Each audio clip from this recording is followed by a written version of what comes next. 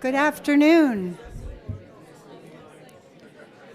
Good afternoon, everybody. International trade community. This is such a great conversation going on here.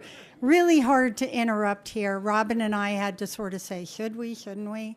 Sorry to interrupt, but we're so glad that you're all here. Thank you, both to the online audience and those of you here in the room. My name's Andrea Ratte. I have the pleasure and honor of serving as the chair of the New York District Export Council, and so pleased to invite you here today and to welcome you. On behalf of the New York District Export Council, it's my pleasure to welcome all of you to the 18th annual, so in 2 years, come back, right? 20 is going to be big. This is a sold-out World Trade Week NYC Awards event. I mean, who isn't happy to be out and dressed for business? It's just great. So give yourselves a round of applause. So before we get into the program, I'd like to acknowledge the dignitaries who are in the room today. A warm welcome to T. Neville Thomas, the Port Director, Port of New York, New Jersey, New York Field Office, U.S. Customs and Border Protection. Always great to have CBP in the room. Thank you. I'd also like to recognize Robin von Boyenbruch, the Executive Director of the World Trade Centers Association. He's also the co-chair of this event. And we're so pleased also to welcome our state and city officials who are here today representing Empire State, Global New York, NYC EDC, and the Mayor's Office for International Affairs. So we are open for business. I'd like to take a moment to recognize all of our sponsors. There's actually more, I think, than we've ever had before, thanks to our great World Trade Week committee. Our presenting sponsor today is the World Trade Centers Association, represented by Robin. The World Trade Centers Association was a silver sponsor at the 2019 in-person event, and then a presenting sponsor for the first time last year. Thank you, we appreciate that. And at the gold level, we have the Weissman Center for International Business, Baruch College, where you're all sitting today in this wonderful room. And Baruch College has been the home of this event since 2016, so such a strong and important partner on so many levels. At the silver level, we have a whole host of sponsors. I'll just quickly read them off, but we're so appreciative. The Icelandic American Chamber of Commerce, Port Authority of New York and New Jersey, Rosenthal and Rosenthal, don't know if I saw Peter Clement, but he's here somewhere, TD Bank, UPS, the U.S., thank you, Bob, for that, the U.S. Council for International Business, New York City Economic Development Corporation, New York State Empire State Development, and Central National Gottesman, thank you all. And at the partner meeting level, because we're not done yet, the law firm of Meek, Shepard, Leo, and Pillsbury, LLP, thank you, Bob, I saw him earlier. And our supporting sponsors are Blue Tiger International, Dorian Drake International, thank you, Ed, FedEx, Jinboast, E-Commerce Tianjin Incorporated, Manor Trade Development Corp., thank you, David, and the New York and New Jersey Foreign Freight Forwarders and Brokers Association, thank you, Wanda, and FIT, thank you, Christine. Finally, the Maritime Association of the Port of New York and New Jersey is our media sponsor. So please join me in a really robust round of applause and a big thank you, because really, without the support of all of these sponsors, this couldn't happen. It really takes a village. World Trade Week NYC has grown and thrived over the past 18 years. Did I mention 18 yet? It'll come up again. And today supports the largest network of events in the region about international trade. The network of partner organizations continues to expand each year. That's thanks to Carmela Mamas from the USIAC and her team. Thank you for that. And many of the regions of the world are represented here today, along with an array of city, state, and federal agencies, as well as local chambers of commerce. You've already met probably a lot of representatives from various countries. I'm proud also to say that many of these organizations have been instrumental in helping grow World Trade Week over the years to where we are today. The number and range of events marketed under this brand have continue to grow and evolve, and you'll find the events listed on the WTW NYC 2023 website. Our 18-year success is evidence of the importance of international trade to the New York region. And as I said, today's program highlights the full spectrum, the full ecosystem in trade, from students to small businesses and to what will be a very timely panel on international trade. We will be presenting awards, scholarships to the next generation of international business leaders as well. And you'll meet a few terrific local companies who will be getting awards today. So before introducing our first speaker this morning, I would like to acknowledge the World Trade Week Steering Committee members for all their dedication and hard work. They started planning this in November, and look at where we are. So if I'm going to read the names, and if you would all just stand when I'm done reading, and then we will all give you a huge round of applause. Peter Bankston, New York Public Library; Susan Hedelman, U.S. Department of Commerce; Barney Lehrer, NIDEC, Webmaster; Carmela Mamas, U.S. Department of Commerce; Nancy Plager, I don't think she could be here today, but from the IWIC Foundation; Nicole Polidoro, the Port Authority of New York, New Jersey; Wanda Sample, New York, New Jersey Foreign Freight Forwarders and Brokers Association. I'm on a time clock. Joe Schoonmaker, New York District Export Council Treasurer; Lena Skoo, without whom none of this would be possible; Weissman Center for International Business at Baruch College; Kinda Yunus, representing the ITAC; Brianna Leung, Trade Specialist Intern with the U.S. Department of Commerce; and Catherine Prigoff, also a Trade Specialist Intern with the Department of Commerce. If you would all stand, and let's give them a big round of applause. Thank you so much for all your hard work. Whew. So with that, I'm going to catch a breath, and I'm going to invite Dr. Mung-Soo Lee, the director of Weissman Center for International Business, Baruch College, and gold sponsor, up to the podium to give his remarks. His bio is in the program, and welcoming him back for his second World Trade Week. Thank you. Thank you so much for your brief introduction, but nonetheless, I really appreciate it. It is a great pleasure of mine to welcome all of you to Baruch College campus today for the annual New York District Export Council's World Trade Week NYC Kickoff event of 2023. I want to take this moment to acknowledge the co-chairs of this particular event, partner organizations, and the sponsors, as well as the members of the organizing committee, and that make this event is actually come to life in such a spectacular event today. As part of a very large urban university, the City University of New York, Baruch College is one of 25 campuses of the CUNY, serves our great city, New York City, with close to 20,000 students and over 130,000 alumni members, mostly working in the tri-state area. Our student body reflects the diversity of the city we are part of, with about 110 different languages spoken any given day on campus, also about 160 countries of origin among students and faculty. Just think about it. I think it's a kind of a mini United Nations exist on campus at Baruch. Our students are smart, self-confident, engaged, and eager to join the world of international business and to make a positive contribution to our local economy here.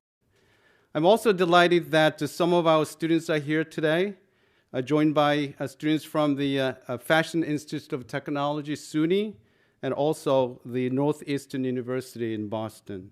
I really appreciate the scholarships that are given to these students in recognition of our next generation of business leaders.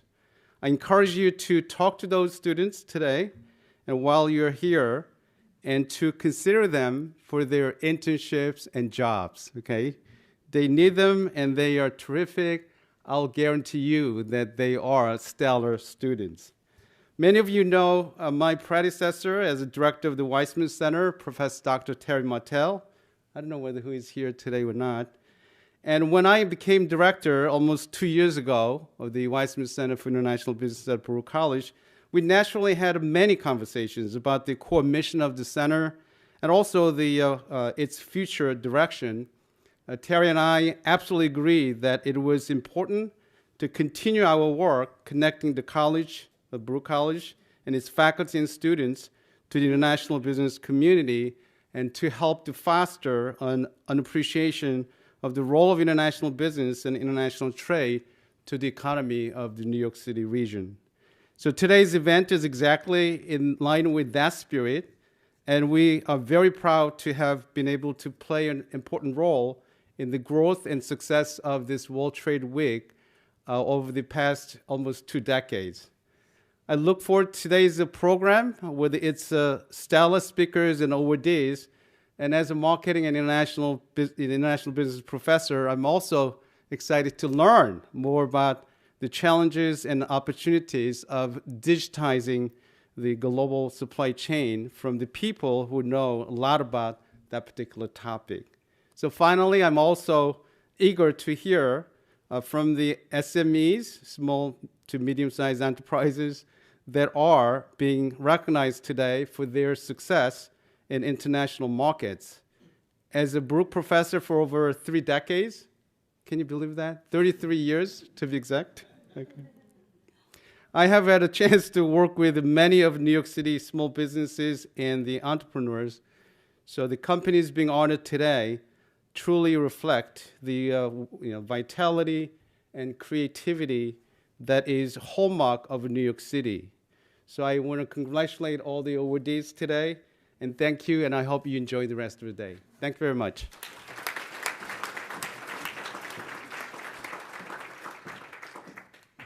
Thank you, Dr. Lee. What a great welcome. I'd like to invite Robin von Boyenroek up to the podium now. He is, as I said, the executive director of the World Trade Centers Association and a key co-chair for this year's event and presenting sponsor. Robin. Thank you, Andrea, and it's welcome again, everyone. It's hard to believe we were here about a year ago in very different circumstances, wearing masks, and everybody was spread out. So we were also, I think, partially hybrid. So it's very exciting to see everyone here alive and well and good health in this room. So thank you, Andrea, for your leadership with the District Export Council in making this happen. Dr. Lee, of course, congratulations with 33 years of tenure, but also for your hospitality, and also Val Thomas and the Port Authority of New York and New Jersey for all the support in making this happen. Many people, of course, as was said, are instrumental to make this week happen, but I do want to call out Leni and Joe and Carmela, of course, for your friendship and all the dedication and the love that you put into making this happen.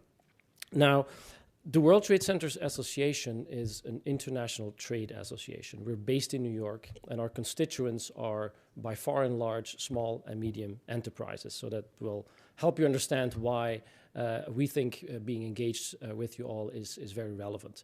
So there's about 320 World Trade Centers all around the world. We're in nearly 100 countries. I think we're about 98 countries as we speak. And we're truly an interconnected business network.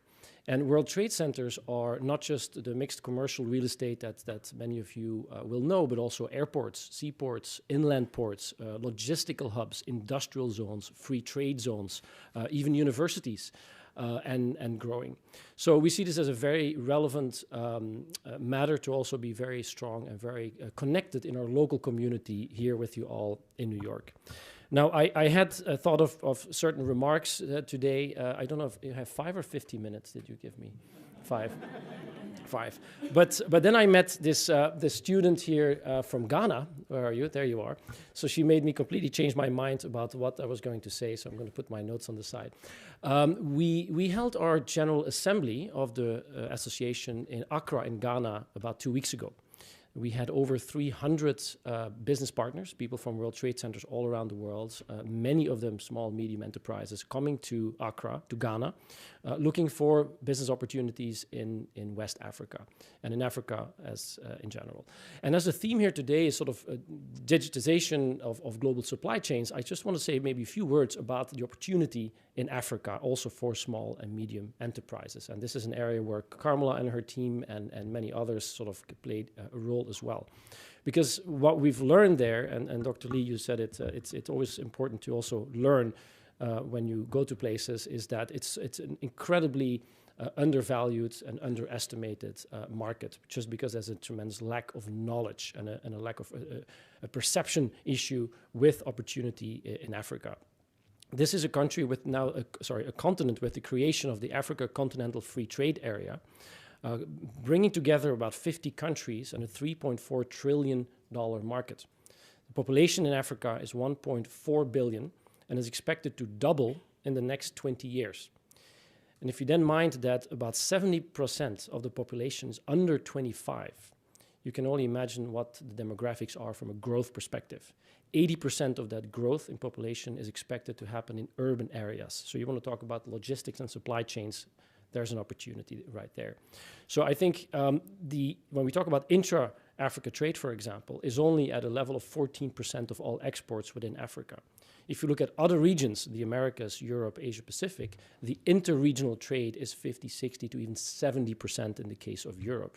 And I'm just giving you some data points here because I do really believe that there's a tremendous opportunity in Africa. So when we talk about global supply chains, to think also of opportunities of companies in Africa. I met so many young entrepreneurs. It was unbelievable in technology, operating drone companies in the health sector, because the jobs are not going to come through employment from somewhere else. So everybody is an entrepreneur creating companies. There's a tremendous amount of talent there, tremendous amount of energy. So I would really want to invite you to also think about the continent of Africa when you look at expanding, at exporting, looking for partners in other markets.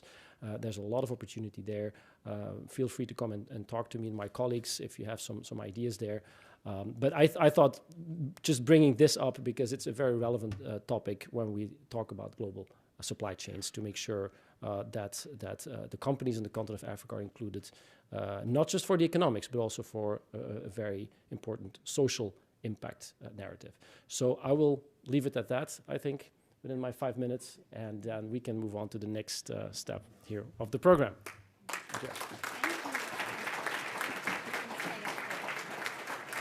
Thank you. I know I learned a lot. I feel like every minute in trade I'm learning something. Maybe you all feel that way, but that was very timely remarks as well. So at this point, we'll move into the awards section of the program, and Robin and I will be presenting awards to the 3 SME companies, and we'll be talking with them for a few minutes, and then we'll also be giving the scholarships that Robin had mentioned.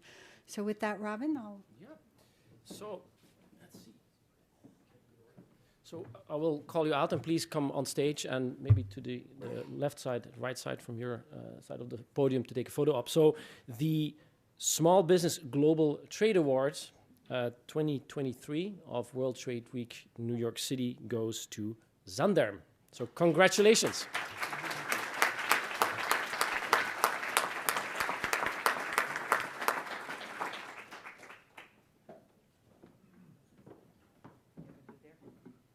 Last year, I moved the furniture. yes, please, congratulations. Thank you so much.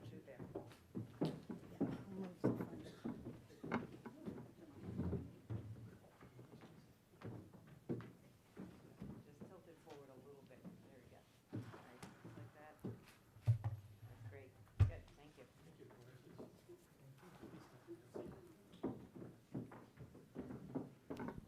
Well done. And we'll be hearing from each of our awardees for a few minutes after this. Next up is the Innovation Award, presented to a company in the New York metropolitan region for leadership in developing a new idea or approach that has made a positive contribution to the field of international trade. I'd like to invite representatives from SNS Design up to the stage. So I'm going over there.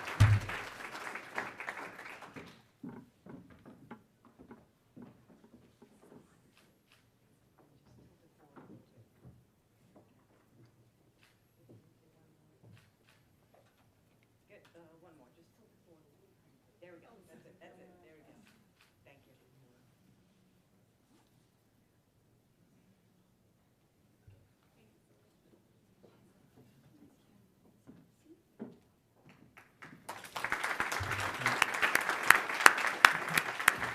Well, congratulations. And the next award is the Rising Star Award.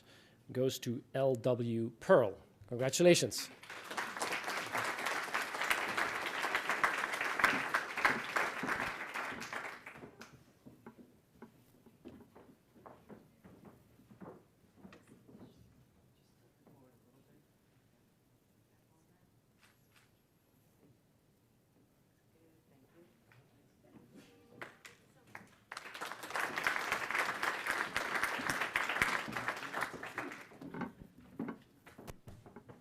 You want to kick off the next part of the program? There's a mic here.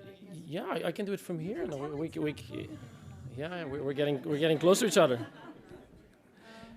And Yeah, it's I had a question for Zanderm. Like, I really want to learn a bit more about your products, because what is the vitiligo market and that product? That sounds like very, very alien to me. So, but you managed to build a phenomenal business from there. So, can you maybe elaborate a little bit about the product that you actually produce? Thank you. Thank you so much also for this award. Thank you.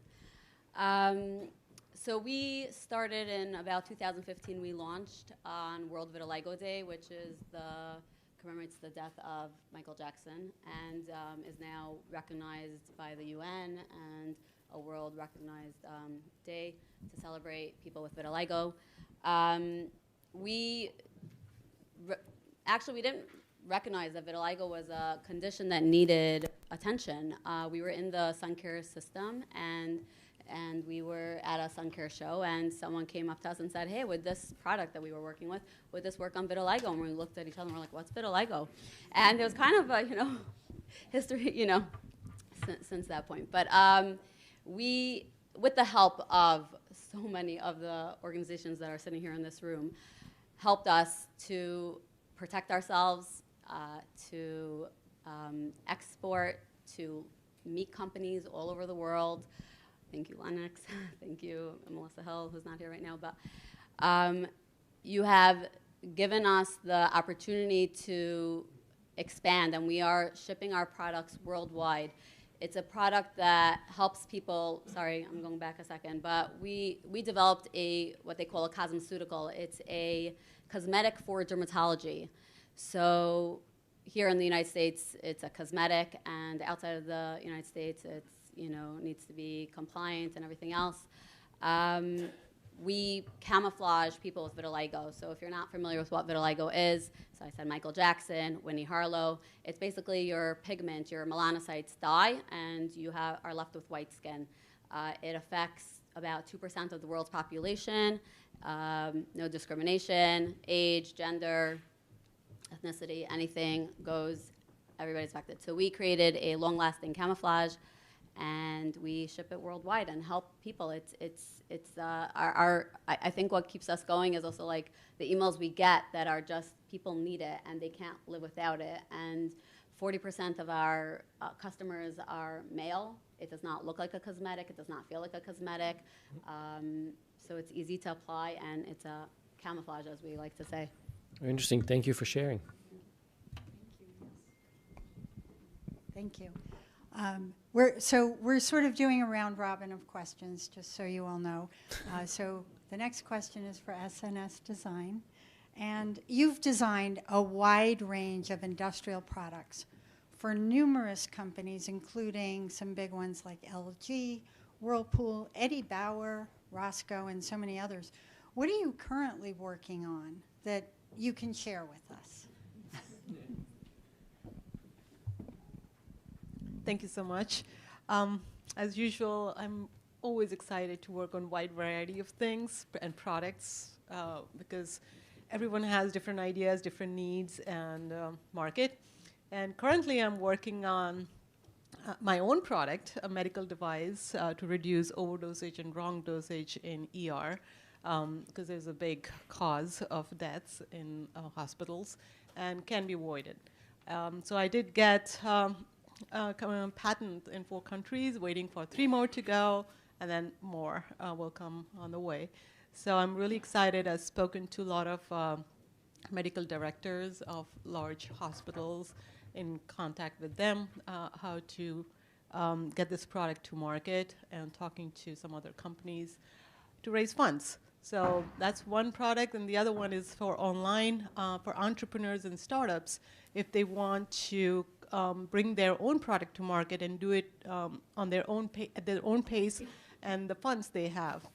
So it's an online subscription-based program which will guide an entrepreneur step by step and connecting them with the right expert at the right time, because many entrepreneurs waste a lot of money and time because they don't know who to hire and when to hire.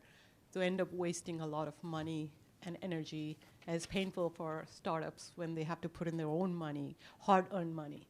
So it's so those are my own other two businesses. But otherwise, I'm working with a lot of other entrepreneurs, a doctor, and just wife and husbands, and small companies. So it's been a lot of exciting things happening. Even a father working with them. So every day is different, right? Every day is different. Thank you. Thank you. I'm going to hand this to you because Robin will be asking. Yeah, I have the question everyone in the room will have. Looking at your website, you work with Michelle Obama, Beyonce, and Lady Gaga. Tell us about that. So I own an embroidery and textile company, and what I do is I take designers' concepts and I make them into a reality. So I'll take them from a sketch all the way to either a runway product, or I'll take it to, for editorial. There is lots of last minutes. We just did the Met Gala last Monday. If anyone's familiar with fashion, they know. We were beating in the car on the way to the red carpet. So fashion is what they say it is. I get to work with phenomenal people. I get to work with such talent, and I get to dress them and make them feel the best that they can feel.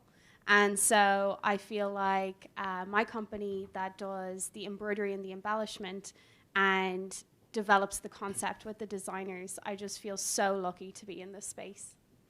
It's a true New York story, right? Thank you.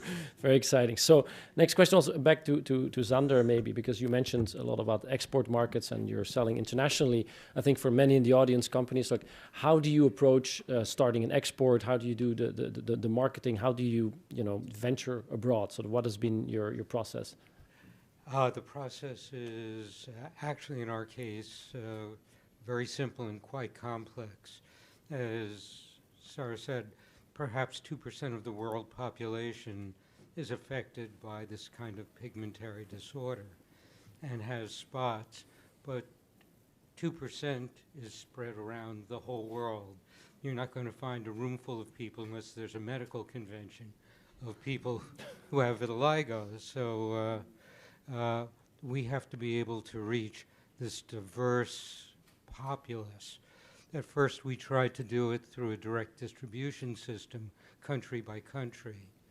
But we found the amount of customer service, because everybody needed a little bit more, was very difficult for most distributors to handle. So we started to go direct to customer, where we service the customers, and we do it all out of New York. Actually, we do everything out of New York. We make the product here, we distribute the product here. It's that's fantastic. Thank you. Thank you. We're going to do one more question for each of you, and then so we'll pass the microphone. We're getting the rhythm down. So I just wanted to ask you, what is your advice for someone starting out in this business? The various things that need to be looked at. What's most important? The most important, I think, for any product you're coming up with has to have a need and a customer. Without that, there's no product and there's no success in the business. So most of my clients come up with these ideas because they had problem. And they wanted to create a better solution for this in terms of functionality, manufacturability, and usability. Everything needs to be put together, including packaging and branding. So we kind of guide them what is the most important points that they have to understand, and then what is the speed to market for your product? What's the most cost-effective way to get to the market as fast as possible? So we try to cut a lot of other steps, but keeping the foundation really strong. Like, what was the product intent for? That makes a lot of sense. Thank you. We're going back to Lady Gaga. I want to stay focused also on the international market. So are you also venturing abroad? Like, how do you look at international markets? Or you have any international projects coming up? Yes, I do. So I own the factory here in the Garment Center. And I also, because I create for everybody else, I create for big names. I manufacture their products. I said to myself, why don't I do this for myself? So I started my own brand, and I sold it in my home country of Ireland. So I manufacture in New York, export to Ireland and to Europe. So for the last 2 years, I've been working on a contract, and it's been a very long process, but I finally signed a contract with the Olympics. Wow. And congratulations. Thank you. I will be designing and manufacturing the opening and closing ceremony uniforms for the Irish Olympic team. Wow. Can you share what color that will be in? I cannot, no. This is the USA. Good. Maybe well, they're listening. Thank you so much, and again, congratulations to all of you.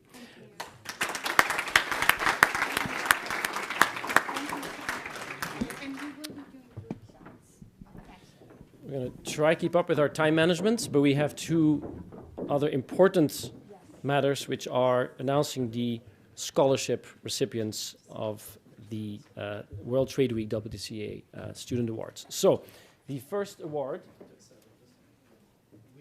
goes to Hei Lai Lam from Barry College here home in CUNY. Congratulations.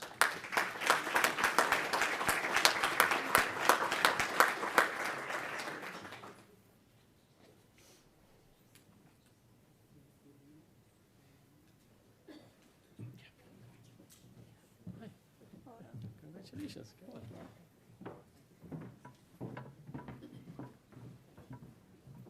So the good thing of a student getting an award is that it's, that it's not just a piece of paper, it also comes with a check.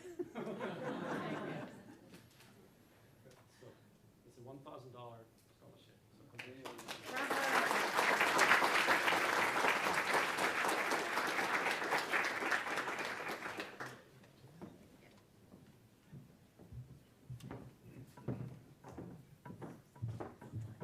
And the next scholarship is awarded to Isabel Rosa of FIT SUNY. Congratulations.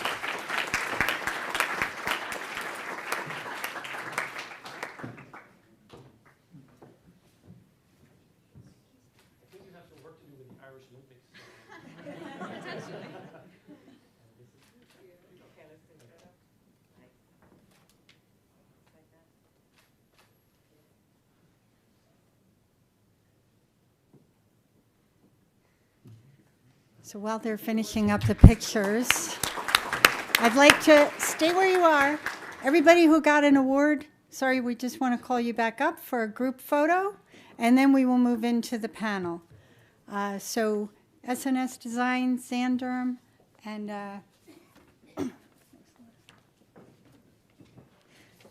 Miss Olympics. That was... And the students, right?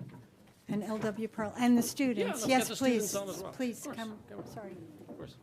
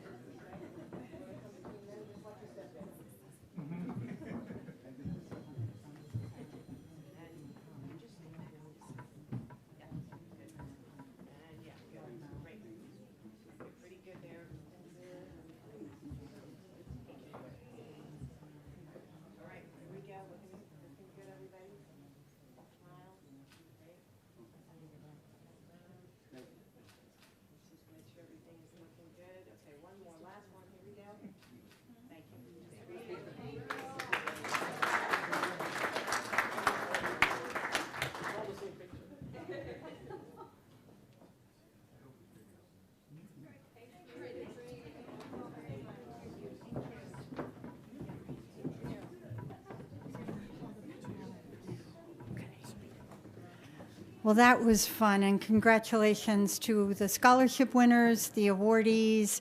I mean, all the stories that you heard today, too. And now we're moving to a very current story about digitization and international trade, which everybody in this room, I'm sure, is super interested in. I'd like to thank Nicole Polidoro and Wanda Sample for their assistance with pulling this panel together. And, you know, our goal at the New York District Export Council is to be a resource for New York City's small businesses. And so this year it was decided to take a look at the digitization of global supply chains. So we're really excited to have a great panel to guide us through this very innovative and rapidly changing space. I'd like to invite our moderator, Pete Mento, and our panelists to come up. Pete Mento is the SVP of Compliance at Traffic Tech. Declan Daly is the Chief Operating Officer at USCIB. Carly Gallagher is the Vice President of Business Development, Northeast Region for Avalon Risk Management Insurance Agency. Sure. J. Ross Pruitt is the Business Development Manager for Maersk. Tina Ville Thomas is the Port Director at Port of New York Field Office, U.S. and Customs and Border Protection. So thank you, and I'm going to hand everything over to our illustrious panel. Thank you. Thank you. What's always great about these panel chairs is how slimming they are for me. I always appreciate that. Thank you all so much for joining us, and especially I want a quick round of applause for this panel who agreed to join me today. Didn't have to. And this is quite a panel, as you'll see in a moment, so a quick round of applause if you don't mind. This is a business of paper. Now, I've been involved in international trade for as long as I could pick up a pencil. I come from a family of spice traders, which sounds romantic until you're sneezing out your nose at 9 years old in a pepper warehouse and wondering why everything hurts. But it was giant piles of paper. And then I went to sea. I was a merchant marine officer, which again sounds romantic until you realize you're just doing paper and being seasick. And you needed that paper to bring in the spices and all the other products that we're talking about. And no two pieces of paper looked the same, and they weren't the same language. They didn't come from the same places. And depending on where you're bringing all that stuff, it wasn't processed by the government the same way either. Then it came time to pay for that stuff. No banks operated the same way. But, huzzah! The internet was invented. By whom, I guess we'll never know. That was going to make it easier, right? We have all these magic boxes on our desktops. Clickety-clackety, wahoo, everyone. Problem solved. Nay, nay, my friend. Problem harder. Because we all had our own little way we wanted to do it. Whether it was companies, banks, corporations, nation states, or individuals, we all had our own way that we wanted to digitize the world. Made worst of which of all by transportation companies. Because aside from maybe lawn care and babysitting, you're going to find a harder group of people to try to bring into one standard. We all do it our own way, and we think of the way that we handle globalization as some sort of intellectual property. There is no one standard for how invoices look, how purchase orders are done, how bills of lading are actually put together. Everything is our own little special snowflake, and we don't want to give it away. Now, before I hand things over to the panel, who are going to talk about their own little special piece of information, consider this. A long, long time ago, a group of people called the Knights Templar. You guys know who that is? And believe it or not, regardless of what our good friend Indiana Jones told you, I doubt that they had the Holy Grail. The Knights Templar would help people go across mass expansions, tons and tons of miles. And they didn't want to carry all their valuables with them. So with a piece of paper, a certain handshake, and a magic word, you would leave your valuables in one place and get paid for them in another. And they'd arrange for the movement of things one way or the other. They were the first to create international banking, and not the first, but one of the first. The Chinese had been doing it for a long time before them, but I don't want to mince words or start some sort of a fist fight here. But in a way, it was encrypted. We have so many problems to deal with on this panel. Standards is one of them. Security is another. Getting a number of different nation states to cooperate that don't necessarily want to. And then there's obsolescence. Everybody in this room has been playing with or listening to or hearing about or trying to get your children not to use ChatGPT. And for those of you who teach classes, you've been trying to figure out how to prove whether or not your students are using it. And then you take artificial intelligence and you connect it to something like quantum computing, which, depending on who you listen to, is 10 to 40 years away from being a reality. And absolutely, positively, everything that we know about digitization is obsolete. Our internet, our applications, our computers, our software is broken. So why build all this infrastructure to simply abandon it in a few years? Our world runs peacefully on commerce. And what do we do if the infrastructure for how we run it is suddenly in question? This is a big question. And you got some big brains on stage with me. I'm just a failed stand-up comedian with a customs broker's license. Fortunately, you got some people with answers. So, like Marvin Gaye said, let's get it on. You ready? All right. Ross, why don't you let folks, let them know what's on your mind, buddy. I don't even know how to follow that one. That's quite special. But it's really interesting. My name's Ross Pruitt. I work for a company called Maersk. You may have heard of them.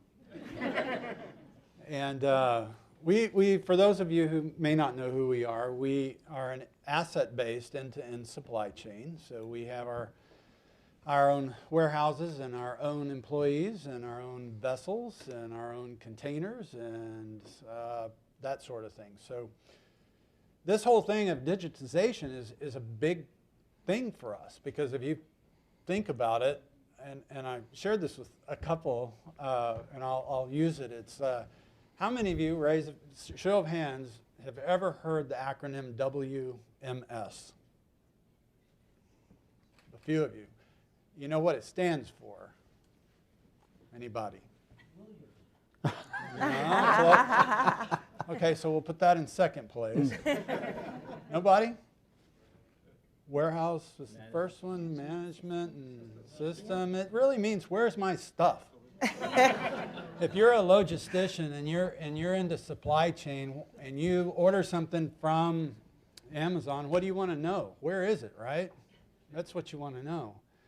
Well, that's a tricky question, and used to, it was kind of hard to get that answer. And so this whole thing, if I asked what digitalization means to everybody in this room, it's going to mean something a little bit different. It's a nebulous term if you really think about it. So if you have no clue what we're talking about, really, welcome to the club. I mean, that's a fair place to be, because it means so many things to so many people. And I'm going to give you 3 examples of what our company does and how we use it. And one of them is how many of you work for a company who has an ambition to be carbon neutral in the future? How many of you work for a company that the environment is important to? Yeah. How many of you don't care about the environment? Well, that's like nobody, right? Well, it's interesting. Without some pretty heavy horsepower, we're launching the first vessel this summer that runs on something other than diesel. We're a big polluter, and we have a goal to be green in not too many years. And the way we start that is a difficult process. And so everybody wants their carbon credit, right? How do you get that without digitalization? And we can do that. Another one is if you have a supplier who uses child labor or forced labor, how do you know that their supplier is actually playing fair? We passed legislation, not to steal anybody's thunder up here, but you know, we work with an artificial intelligence tool that goes and looks at that. So you can kind of look at maybe your supply chain. You can't do that without some pretty heavy digitalization in the supply chain piece. And a third one is just simply, how much inventory do I have? I mean, it could be very two-dimensional, very basic. And there's some value in blocking and tackling when it comes to figuring out things like that. So it is a big topic. It's huge, and it depends on where you kind of are in that supply chain process and what it is that's important to you. And so I'm excited to be here, and like Chet Atkins would say, I'm just a little bit below average, but here for you guys. So thank you for having me. Of course. Thank you. I'm happy to be old enough to know who Chet Atkins is. Declan, now this is, for some of you who actually are on the academic side or students of global trade, this is going to be a topic that I wish all of you who aren't here, I'm glad you're going to have an opportunity to learn about a particular part of our industry that most people only learn about when they have to because they have no time, and they learn about it by calling someone and then find out about it when it's far too late. So I'm incredibly happy, and we're so fortunate to have you here with us today to talk about this. And boy, does it fit the topic. Thanks, Pete, and I'm certainly glad I didn't go after you with your intro either, and Ross, you did a very nice job going second. But anyway, let me just tell you quickly about USCIB, or United States Council for International Business. We are an international business association. Our focus is global policy in the multilateral system. Our members are US-based global companies from every sector and with operations around the world. And we are also the sole US representative of 3 of the biggest business organizations in the world: the International Chamber of Commerce in Paris, the International Organization of Employers, and then IOE2 is the other organization, Business at OECD. It's through these companies that we're able to provide the voice of businesses when they want to talk about global policies. But that's not what I'm here to talk about today. I'm here to talk about the other side of our business, which is very important. We manage a product called the ATA Carnet in the United States. And the ATA Carnet is a standard customs document. It is jointly administered by the World Customs Organization and the International Chamber of Commerce in Paris. And it is a huge benefit to businesses of all sizes, especially the small and medium-sized enterprises. So I'm hoping that some of our awardees today and some of our small businesses, when they started out and trying to expand their business overseas, have perhaps used a ATA Carnet. Because what it does is, the benefits of it, it allows you to avoid having to pay duties and taxes. It's a standard document. So Pete, when you talked about some of the challenges that companies face with using all different documents in different countries having their own systems, this is unique in the fact that it's a standard document. It's used in all 80+ countries that are part of the system. It's in English. It's very easy to understand. You can fill out the document in advance in your home country. Again, like I said, it helps you avoid taxes and duties, saving small businesses who are starting out and looking to expand their business overseas huge amounts of money, especially if you're traveling to multiple countries. So its application today, and we have in the US, about 7,000 companies, and the US issues about 21,000 carnets per year. The global system issues about 200,000 carnets a year for goods valued at $25 billion. Anybody want to guess who the #1 carnet issuer in the world, what country? China? No, I'll give you a hint. They just rose to #1 in the last couple of years because of a big event that happened in Europe. It's a big hint. No. The UK. UK. It's UK. Because the UK moved out of the EU because of Brexit. Yep. Now all their companies are trying to expand their business internationally have to use a carnet going into Europe. Wow. The second biggest issuer is Switzerland. Third biggest issuer is Germany. And the fourth biggest issuer is the United States. The United States is the #1 in terms of goods value on a carnet. So again, hugely beneficial tool to companies of all sizes, but especially the small and medium-sized enterprises. So all these great things about the carnet, what's the one big problem with it? Anybody want to guess? No, it's been around since 1963. In fact, this summer, we're celebrating its 60th anniversary in Geneva at the World Chambers Federation. The big problem is it's paper. It's paper. And you know, that paper document, as good as it is and all the benefits it provides, has inefficiencies built in for all the stakeholders. For the holders now, who have to travel with this carnet, and carnet comes from a French word for booklet, so it is a booklet that has to get stamped by customs at every border crossing. And they have to carry that, and God forbid they lose it, they're in a little bit of trouble. And then customs itself. So customs has, you know, inefficiencies. Holders show up at airports. Customs don't know it's coming. People are coming on the carnet. They have to go find someone who can process the carnet. So there's inefficiencies throughout the whole system. So we've been working, or the ICC has been working to digitize the carnet for several years now. And finally, a couple of years ago in 2019, they built the system. And it's complicated because you have to have a central system that's able to, in real time, track every transaction as it happens at every border crossing. And a carnet, too, can be used for multiple trips for up to 1 year. So there's a lot of transactions, a lot of border crossings on a carnet. So you can imagine there can be millions of transactions a year, and all that has to be tracked real time, fed into a central system, and then fed out to customs so they can access the data too. And it has to allow the holder to be able to download the information onto their smartphone. So it's a big challenge. The good news is the system has been built. We've been testing it the last couple of years. In the US, our pilot port is JFK, and we've gone out to JFK quite a few times now training US Customs how to use it. And now we're in the process of rolling out some training, not just in the US, but all around in these 80 countries. And it's going to be quite a big challenge because you have to train all the stakeholders to use this new tool.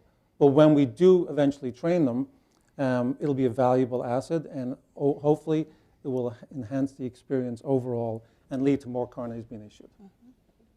So Declan, when I was 24 and cutting customs entries, I lost a carnet for like 24 hours. See? Big no-no. Yeah, it's like a piece of paper. Like it's literally like a thing. Like it's a thing. You don't want to lose it. Yeah. There's a lot of those things still in our business. I mean, there's export licenses you have to decrement. There's physical pieces of paper still. It's 2023. I can deposit a check with my smartphone, you know, but I got to use this piece of paper. Yeah. Thank you. All right, I'm in for a treat. Now, normally, when somebody from law enforcement shows up at one of my parties, party's over. There's a lot of toilets flushing. I know. I know it's bad. Right. So many fun. But it's, as a customs house broker, and I've been one now for a lot longer than I care to tell all of you, I can say that one of the hardest jobs you could possibly have in modern law enforcement is dealing with the multifaceted law enforcement challenges that Customs and Border Protection faces. When I was a very young man, it was just called U.S. Customs. It was part of Treasury. They were primarily concerned with dealing with importers, trying to foster the concept of the American commercial side of things, trying to make sure people could import and export, gathering data, collecting data, dealing with smuggling. But now the challenges of their mission are massive. Now I'm telling you all right now, I offered to let the port director tase me. He did. Today. And we have witnesses that I did offer. He did, we can confirm. But I was turned down, sorry. Yeah. The opportunity that you have before you is one of a very few number of people. There aren't many port directors in America. And you have one of the largest ports in America. And she's here. So Teneville's been kind enough to come in today and talk about the incredible challenges. And just imagine the amount of trade, traffic, people, luggage that comes through this port. The diversity and the challenges that come with that. It is daunting, to say the least. So on behalf of everybody here, not that I don't love the whole panel, I do, you're all special to me. But Madam Port Director, the fact that you would come and join us today, it's quite a privilege, so thank you. Thank you, Pete. You guys are much too kind. Thank you. So my name is Tina Val Thomas. I am the Port Director for Customs and Border Protection at the Port of New York, Newark. Massive port. Under my area of responsibility, I have the 4th busiest airport within the entire country, which is Newark Liberty International. And I have the busiest seaport on the eastern seaboard, and I say it that way because sometimes, depending on the month, we fluctuate, right? One month we would be the busiest port in the country. The next month we're kind of demoted back down to number 2 or number 3. But we are very proud that for the entire COVID period, we became the #1 port in the country. And the reason, thank you, and one of the reasons that we were able to do so is because of our public-private partnerships that we have, not just with CBP, but certainly with the Port Authority, working with customs brokers and a lot of other entities that we work with every single day to make sure that we are effectively facilitating trade through the United States. And particularly for me, being selfish as a port director at the Port of New York, Newark, making sure that we're doing it in a great way and that we continue to keep the country safe.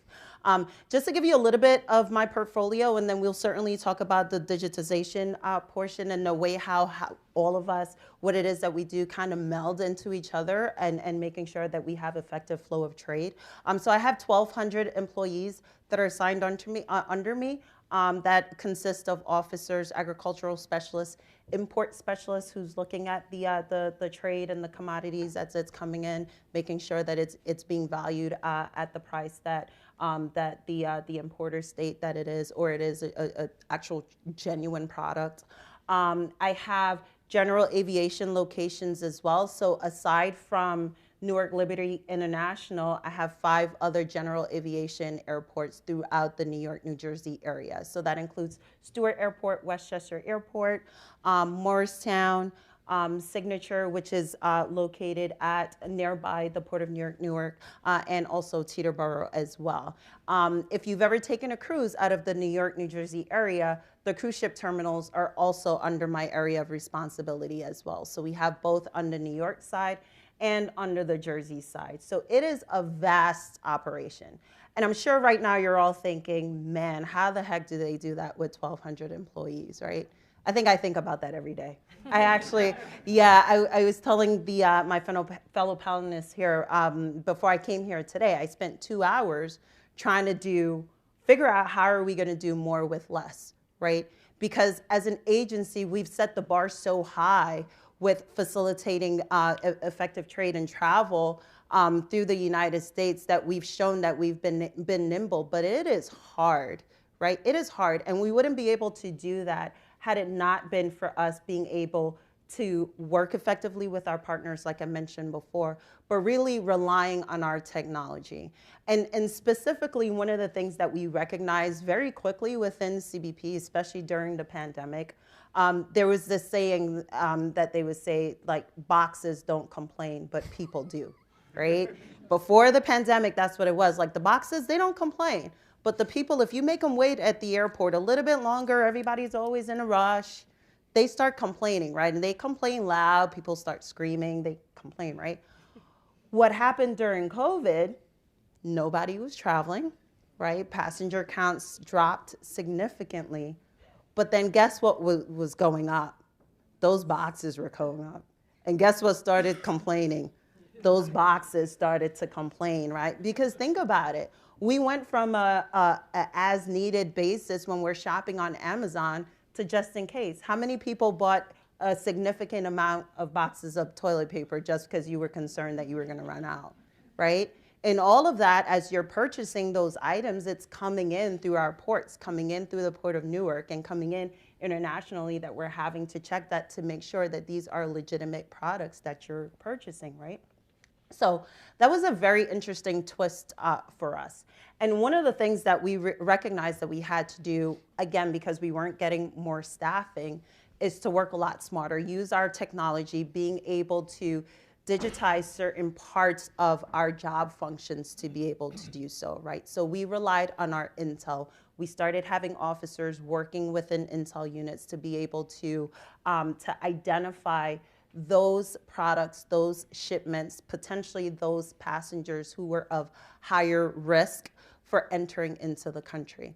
The other thing that we started to realize that was a big challenge, and potentially, especially for you, the consumer, as you're purchasing items, is how do you know that the items that you're purchasing are legitimate, that they're genuine products, and even more so for the United States, as Ross mentioned, not being created using forced labor, right? I don't know if anyone in here has heard the acronym UFLPA, or you've seen UFLPA. So that stands for the Uyghur Forced Labor Protection Act.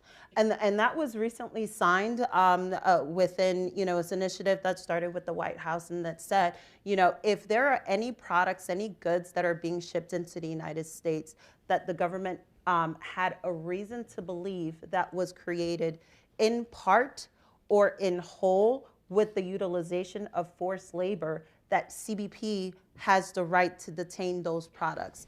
And the onus of proving that those products weren't created utilizing forced labor was on the person who was importing it, or on the company who was importing it.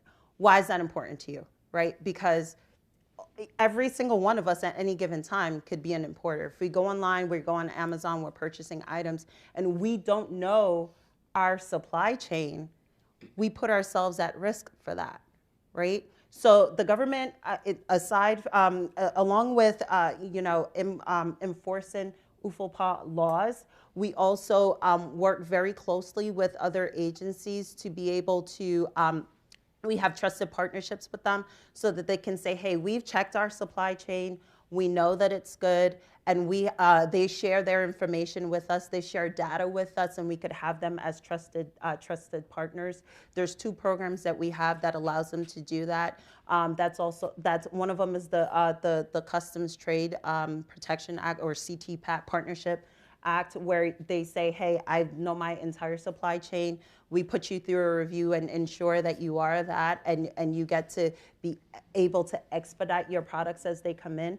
And then most recently, there was a section that was signed, Section 321, which basically says for every 1 day, importers are allowed to have their items up to $800 worth of it be duty-free, or $800, you don't have to pay taxes on those items. That, over the past 3 years, grew exponentially because of the growth in e-commerce. We don't think that that's going down. E-commerce is responsible for 85% of the shipments that we receive into our ports, all of our ports, not just the Port of New York, Newark.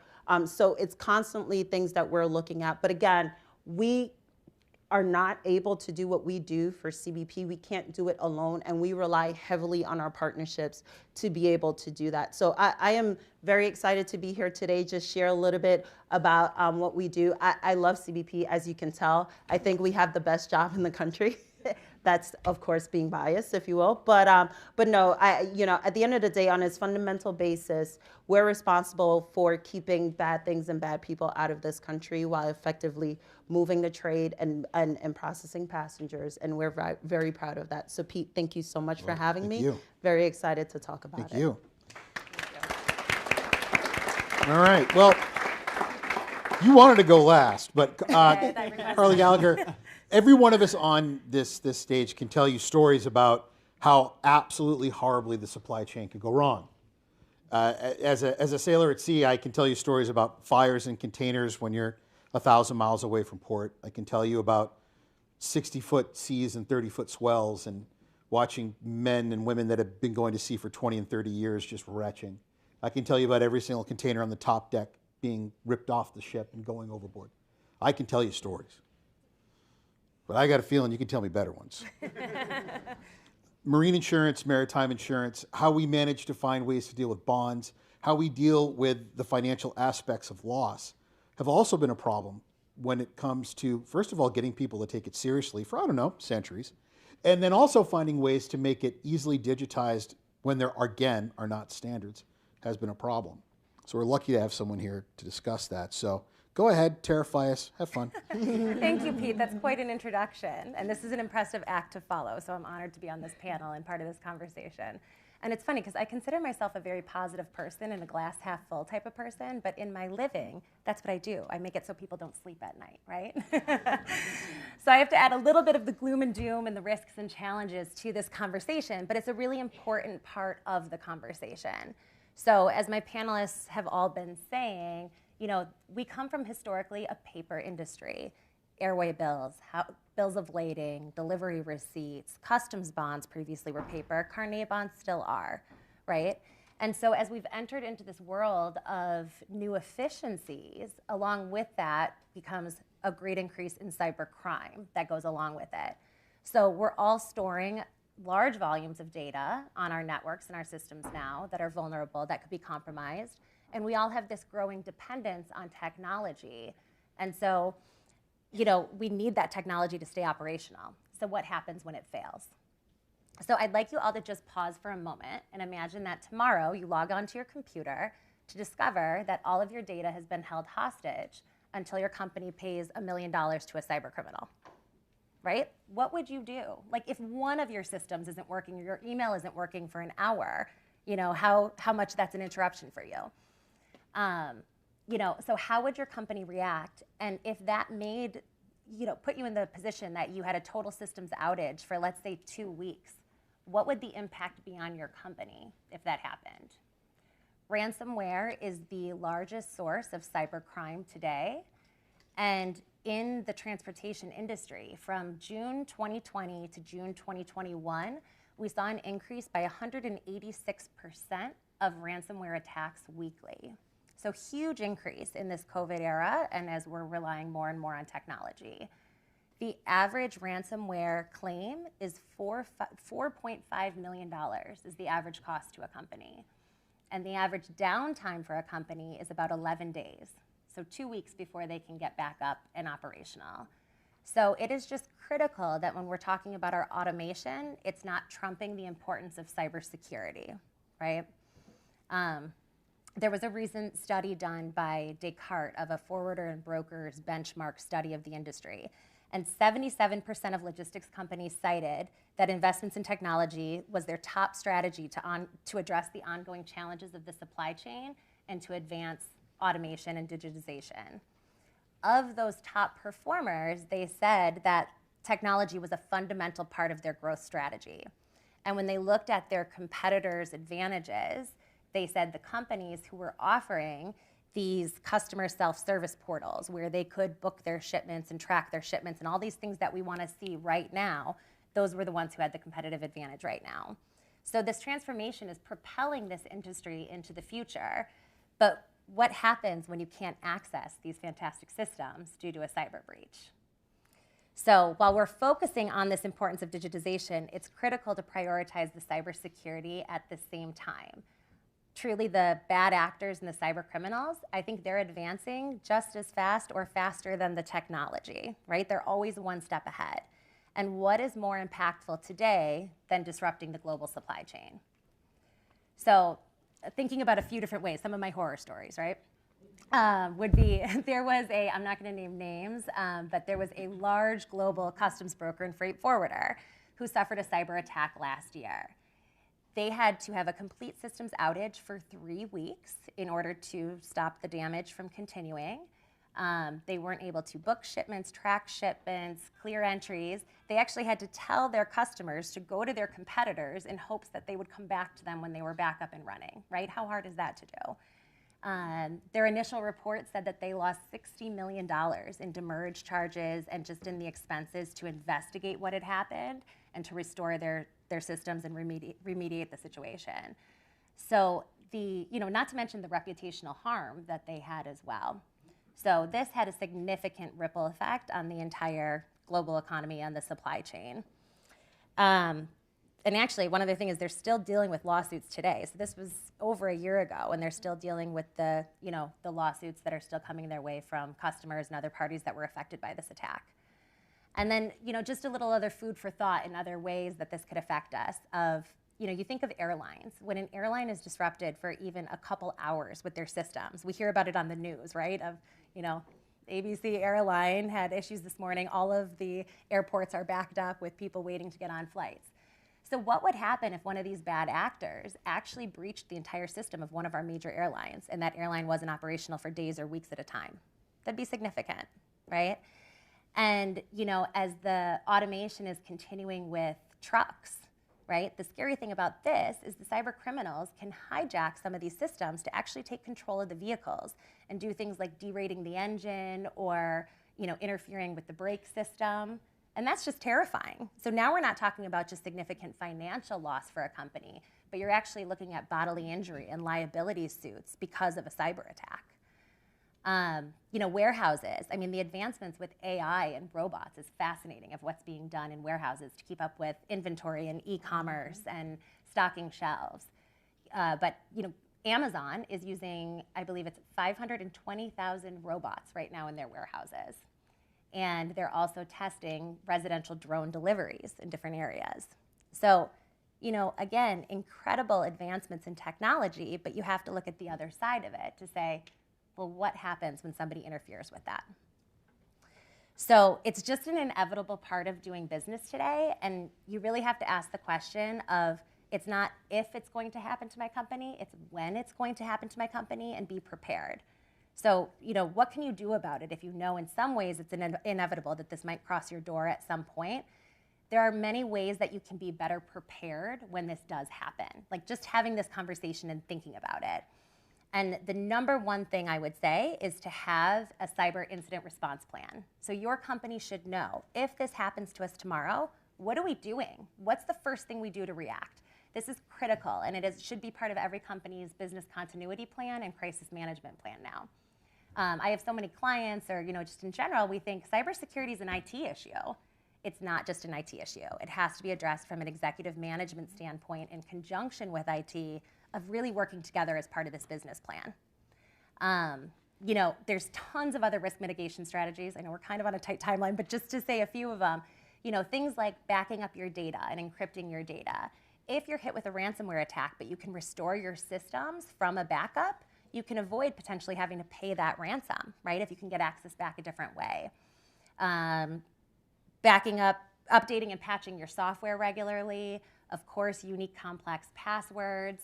Really critical is MFA, or multi-factor authentication, which might be a phrase that more and more people are familiar with, or you're using at your company, you don't even realize you are. This is a game changer. This is that two-step process that you're trying to log onto your computer and you have to use your phone as a second device to give you access, so that whether that's through facial recognition or biometrics like your fingerprint, or using one of those time-based one-time passwords that gives you a code that's good for 30 seconds to get in.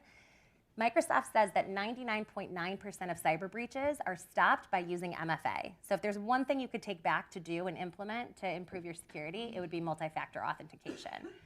The other big thing is using VPNs, or virtual private networks. So this hybrid and remote work model is here to stay. We all know that. But we are much more vulnerable because we're using everybody's home internets as access points, and everybody has 3 devices probably that they're using, accessing from hotspots or home internet devices. So having that secure virtual private network goes a long way. Having ongoing vulnerability scans done of your organization, like a wellness check of having these scans run on your system to identify any red flags.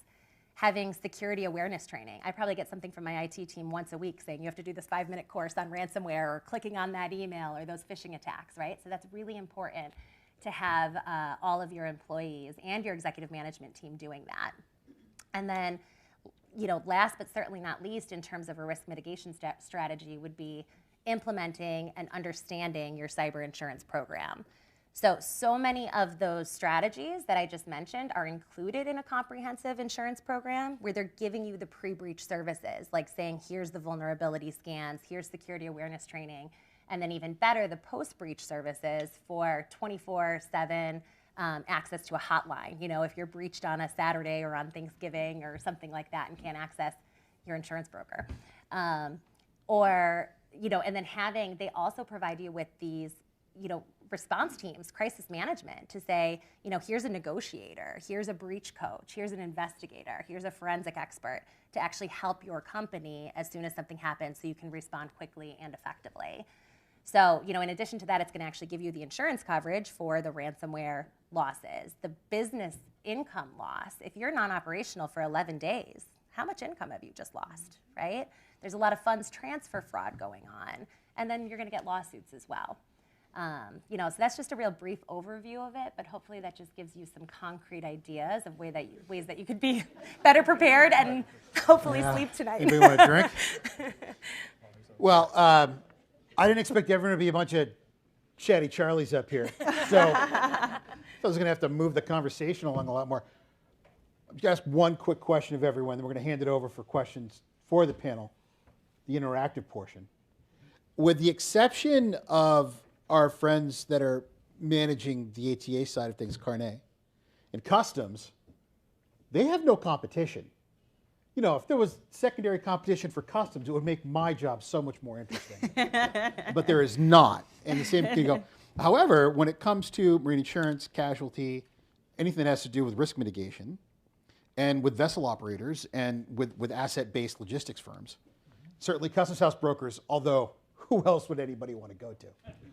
We all have competition, and there's a profit motive to what we do. So you force cooperation with what you do. When you create a system, we must come to you and work on your language, and all of our systems are built to interact with you. However, when it comes to us, we have no forced way to force us to work together. And we need to find some way to create the means of cooperation. And I know there are ways that vessel operators have found ways to cooperate. I don't know if there's ways that your industry has found to cooperate with one another. We've been forced to cooperate as customs house brokers because of the desire and the need of us to cooperate with our regulatory bodies. But other than that, I'm not sure if there's anything on the horizon or anything that you're working on that you know of that you could possibly share before I let everyone ask, I'm sure, the millions of questions that must be out there. There's really nothing that I'm aware of in our industry, you know, that's really an opportunity to collaborate in that way. I think that there's a mutual respect within the industry that everybody's, you know, in our field is trying to do the right thing and offer this good product to be out there to protect our clients. But yeah, I mean, it would be nice in a sense to have that type of collaboration, to have it be a more uniform front. Just don't trust each other. Right. Exactly. I mean, I don't need other freight forwarding companies seeing my information. Right. I'd love to see theirs. Yeah. And I think it goes vice versa. Any of you here that have competition, you would love to know what your competition's information is. And again, we have the Federal Maritime Commission to stop you guys from seeing each other's, and vice versa. You wouldn't want them seeing yours either, right? So, in any case, is there anything that you guys are working on, your group of people? In terms of collaborating, data, finding ways to share data.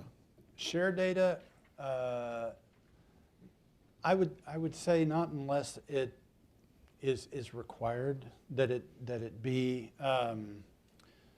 you know, made public, and for lots of reasons, right? I mean, this is, you know, people who are, for example, storing stuff at our warehouses, right?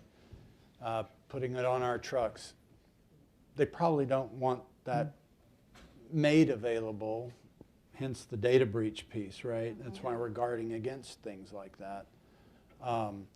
So I think that competitive friction, if that's the right way to look at it, might serve, you know, a greater good in that competitive environment, because it really is foundational, I think, and I would defer to the marketing professors in the room on this one, but I think value chain would, you know, have something to say about that, right? This is where, I mean, if you come to us, we're not the cheapest game in town, right?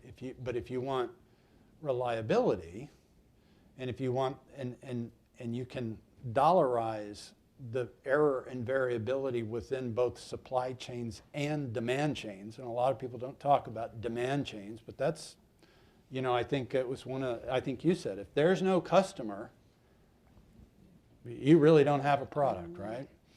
So if you can understand those you know, that variability and assign a risk piece to that and do it better than a competitor, then you, by definition, have created more value. And I really don't want my competitors to know what our secret sauce is, because we do a really good job in that space. It's profit motive to keeping that information.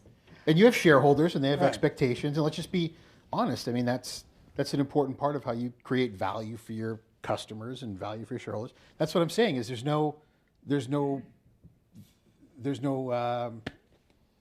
reason for you right now to do it, because you're not in the business of sharing information.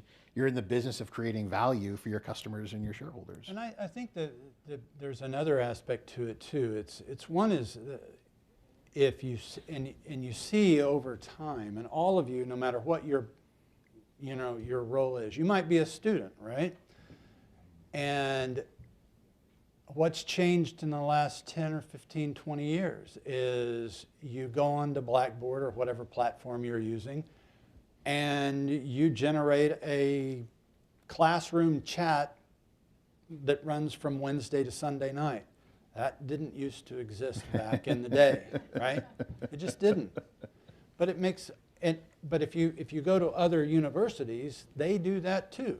And so you're starting to see a harmonization of methodology, and I'm picking on academics but you're seeing that also within supply chain operations, whether it's a warehouse, whether it's a shipment, whether it's a goods, a distribution center to customer kind of thing.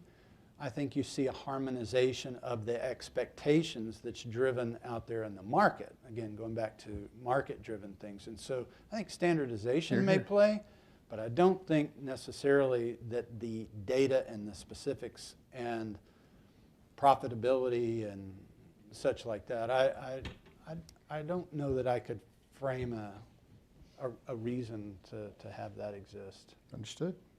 Do we have time for questions, or are you going to kick us off the stage? Okay. I'm not in charge of the microphone, so who's going to do the microphone for the questions? Real quick. Hey, Peter. What's up? Ross, this question is for you. I'm surprised that nobody's mentioned the Digital Container Shippers Association, which Maersk is one of the founding members of. Well, thank you for bringing that up. Maybe a couple of minutes on that program and that initiative for everybody. Sure. That's a very interesting one. One of the things that that our company and others also are, again, it goes back to this whole thing of standardizing, how we do business. I think, in the spirit of time, if you want to talk about that maybe after the meeting, we certainly can. But it's an interesting one. All these fragmented ways of doing stuff that your opening comments were. We started a process that's very exciting, and thank you for bringing it up. But it's kind of interesting. Imagine if everybody did things very similarly, how much more efficient that would be. And that's an example particular to digitization that is a pretty exciting one. It's just standardizing the way some things are done in an electronic environment. So good, thank you for that. Nice save. If I may, I just wanted to add a little bit to what Ross stated, and certainly what he was talking about, just sharing the information. I can tell you certainly from a CBP perspective, and meetings and discussions that we will have with brokers and others within the industry, what we have found is just sharing a little bit about the way how each one of us does our mission or like our responsibilities. You do see where everyone sort of learns from each other, right? And then that accountability piece happens. So it's not so much that, intricate data sharing that's happening, but what is happening is that everyone is finding efficiencies in how they can work better. And I think that's a beautiful thing. So you're not giving away the secret sauce, if you will, but I'll share the sausage with you. That's not a problem, And I think that's a great a If we great could just paradigm. find one person to trust. Yeah. None of us seem to want to trust. Yeah, exactly. We don't want to trust one another. We don't want to trust the government. We don't want to trust. Yes. Quick questions. One, geopolitics was a conflict with China going on. Where do you see the future of, especially the World Trade Organization? And they claim that there will be two World Trade systems with China and the United States. The second question is contracts. Cryptocurrency, there's a movement toward smart contracts using crypto. Are you looking into that, and what's the future of that? Thank you. I have plenty to say. The use of crypto and smart contracts is fascinating. And I know that there's been a lot of work by startups, digital currency companies to do exactly that in order to take out so much of local, countrywide regulatory and bring it to a truly digital, compartmentalized contract. And there are digitally native logistics firms that are trying to bring that as part of the offering. I think you're probably looking at maybe a year or two away from someone offering precisely that. So, sure, they're all going to hate it. But the world is not just the United States, which we should probably mention on World Trade Days. So, a great deal of trade happens outside of this particularly wonderful country, and I think that it will continue to be the case. That is very true. So that's very important. And then geopolitically, between the United States and China, I think that we should always bear in mind that those particular two countries have always had a contentious relationship. They always find their way back home. I'm going to China since I was 12 years old. And one of the most wonderful things about my life is how incredibly rich my professional relationships have been with the Chinese people. I've never had a problem. Politics goes one way, it goes another. I've been going to Nigeria since I was a young man. Doesn't matter where the politics goes. My relationships with those people have always been wonderful professionally. I can say the same thing for the Middle East, for South America, for Micronesia, for Asia. Business always finds a way to survive, and it's a beautiful, hopeful thing. Always outside of politics. We'll find a way to make it work. Well said. Yep. Yeah, that's great.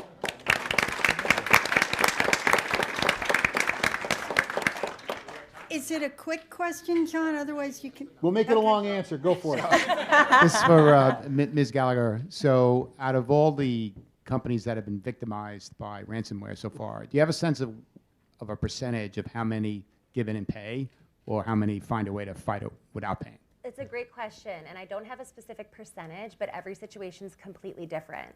Because what's really interesting is you could go ahead and pay the ransom, and you might be paying a terrorist organization and have no idea, but later receive fines from the FBI or from government agencies for engaging with a terrorist organization. So that's why every situation is so unique to know, do you have data backup somewhere that you can restore it without paying the ransom? And in cases where you do have to pay the ransom, having the insurance policy does help back up that loss to you. But that's why we use, trained negotiators in those ransom situations. And sometimes in the news, you might hear that different companies suffered a cyber breach, but they never specifically name it as ransomware. And the reason could be is they have ongoing negotiations going on with the cyber criminals. So I don't have a specific percentage, but I can tell you it completely varies. And sometimes it's paid and sometimes it's not. Thank you. Thank you all very much. Thank you to the panel. This was really hard to break into. Wanted this to keep going. Thank you for all the information and your time. Really great insights for this audience. And also thank you to the audience members for your questions. So at this time, just one quick public service announcement. Peter Bankston over there has the answers to the trivia quiz. So feel free to see Peter if you want to get the answers. And I'd like at this time to introduce Kinda Yunus up to the podium, and she'll give our closing remarks.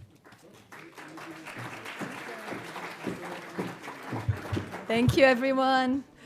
My name is Kinda Yunus. As Andrea said, I'm the executive director of ITAC. We're a consulting organization focused on assisting New York City manufacturers. Basically, we help them with their growth, whether it's their top line growth or their bottom line growth. So on behalf of the World Trade Week Steering Committee, it's my pleasure to conclude this event today with a few words. We decided today to focus on supply chain because it is critical.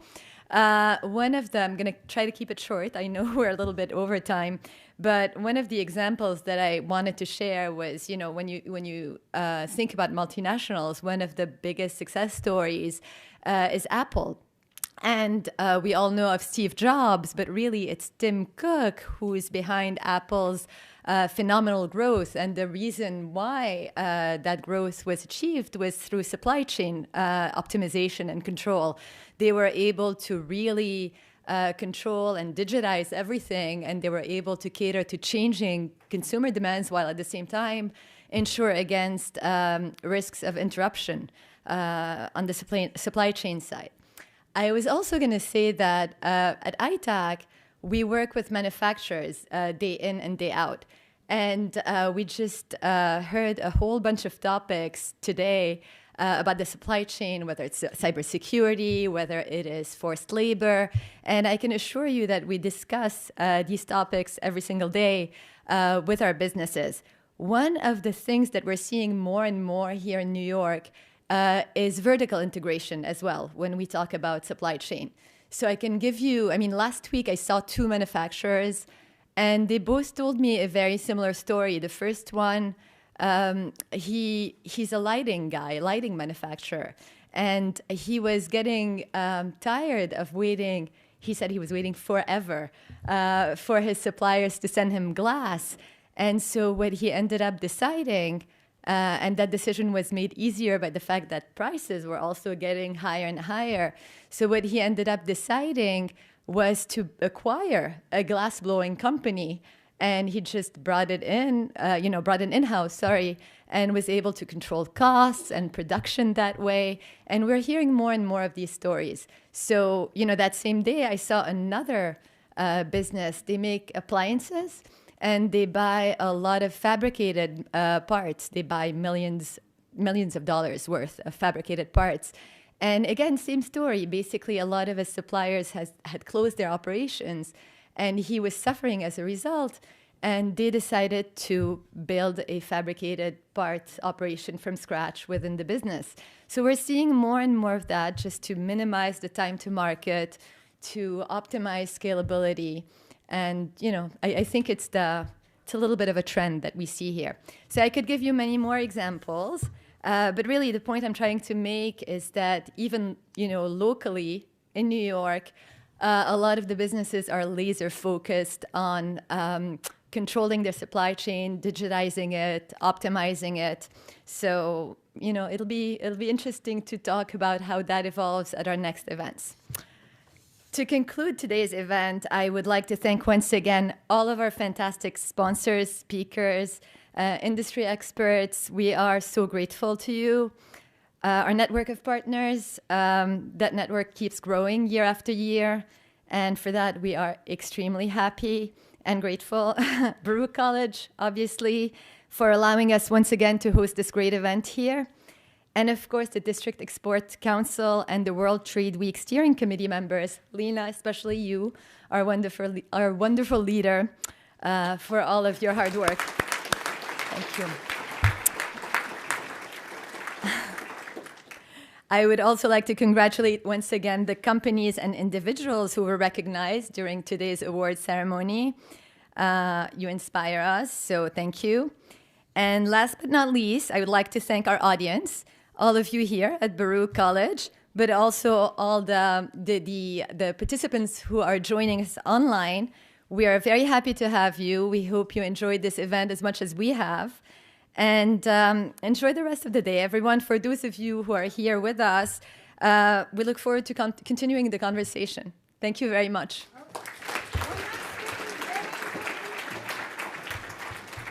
We'd like to just call Joe Schoonmaker up to the podium. Joe is, I think he's a lifer on the deck. He's been doing this for almost 30 years in various capacities as chair, as treasurer, and without him, we couldn't do this. Joe, thank you so much for your service to the deck. Thank you.